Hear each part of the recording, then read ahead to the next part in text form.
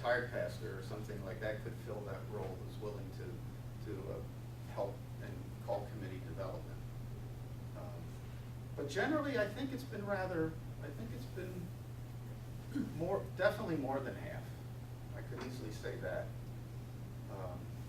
Now, granted, there are some congregations that are on their fourth, and that happens every once in a while, but that's very infrequent. It's very infrequent. Yes? Because what I could see you would pick the one that you would think would suit us the most, but it could be personality-wise is why they would be turned down. Sure. Sure. Mary? When we talked about similar things in the call committee, I just have a thought.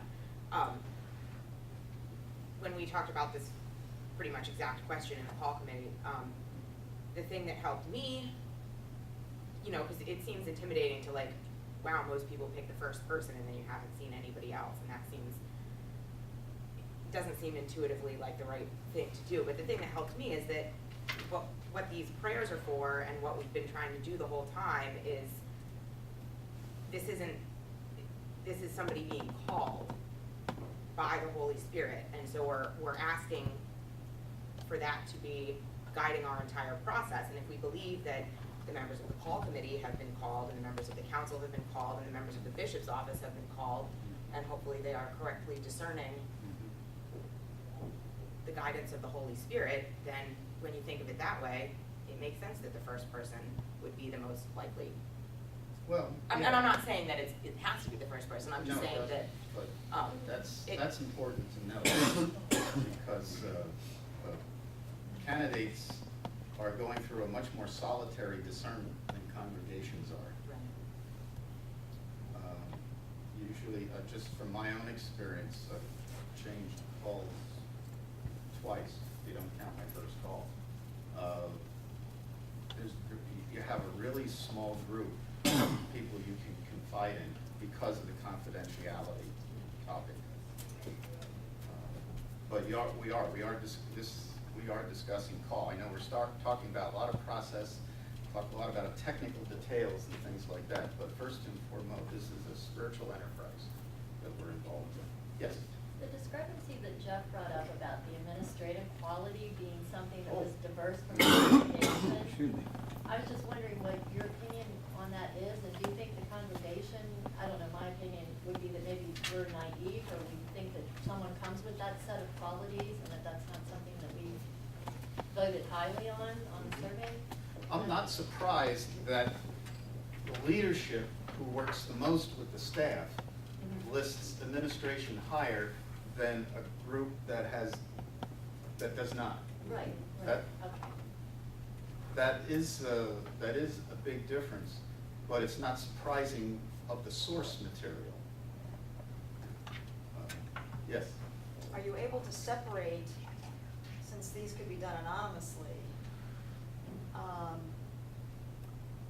on those that make up this discrepancy, the percent of people who are answering one way, identified as church leaders, as opposed to the general congregation? Are you able to perceive that? That's yours. Not from the forms themselves, but realize that the church leadership went through somewhat the same process, but did it more as teams. I think we had 5 or 6 tables worth of, so that they were able to discuss amongst themselves before responding to those top 5 ministry needs, for instance, as being one issue. And so the leadership in that respect, they came up with administration. But really what happened though was administration was in the top 5 of the congregation.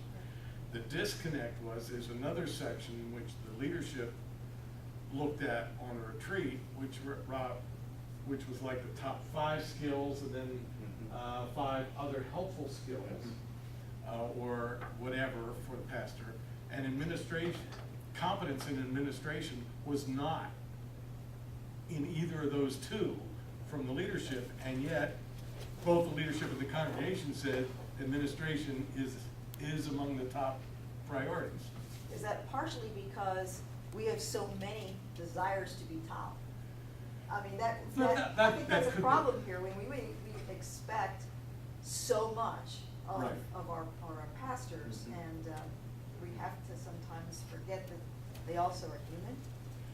Yeah, and so I think, but I think that, to me, that's still, if I were looking at it from a pastor's side, that's a disconnect. You want an administrator, but you don't care if I have any skills at being an administrator. So I think that's one of our things.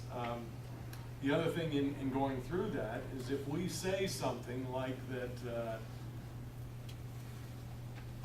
and one example that comes back is that the leadership came up with that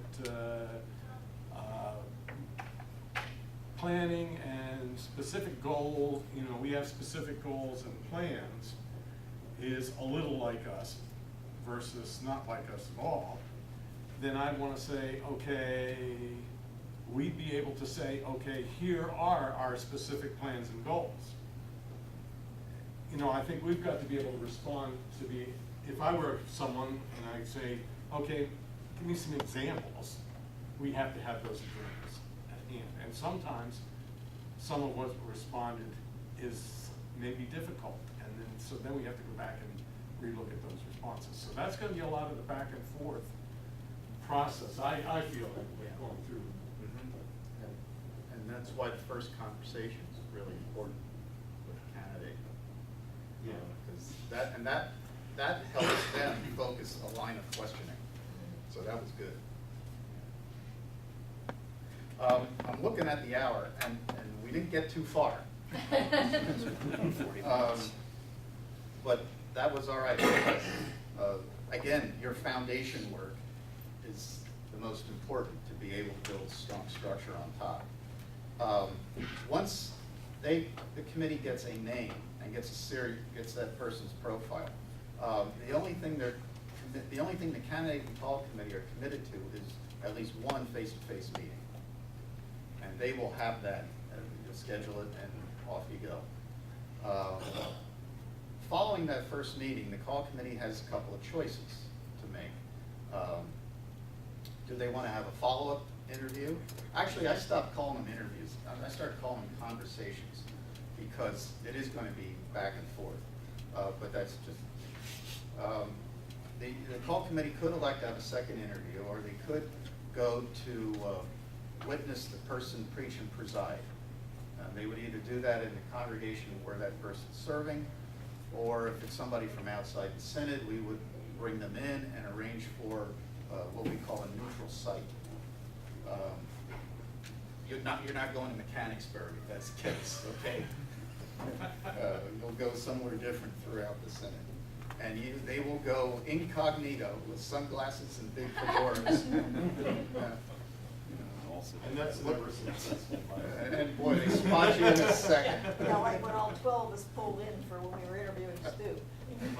There you go. All 12 of us. Yeah. How obvious we were, and we thought we were being so smart. Yeah, yeah. Well, when I was the call there 20-some years ago, there was a person who was a little bit younger than me, and I said, you can be my sister. We'll just say we're just visitors and stuff like that. But that never works.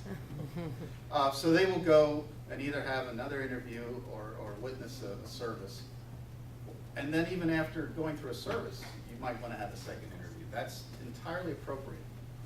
At some point then, the call committee has to make a decision and take a vote on that candidate, whether or not to recommend that person to the council.